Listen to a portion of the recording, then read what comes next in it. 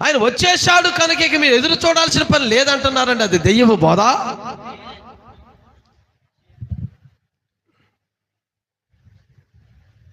పౌలు కాలంలో పౌలు బోధను పాడు చేసింది ఎవరు? ఆయనలో నుండి వెళ్ళిన వారే కాదా? క్రీస్తు సువార్తను పాడు చేసింది ఆయన నుండి వెళ్ళిన వారు కాదా? అపోస్తుల పరిచర్యను బోధను పాడు చేసింది వారిలో నుండి వెళ్ళిన దొంగ అపోస్తులు కారా?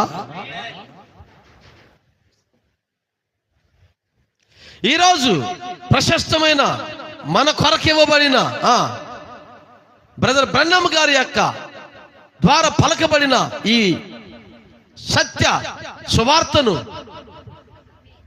పాడు చేస్తుంది ఇందు నుండి వెళ్ళిన దుర్బోధకులు కారా? ఇవన్నీ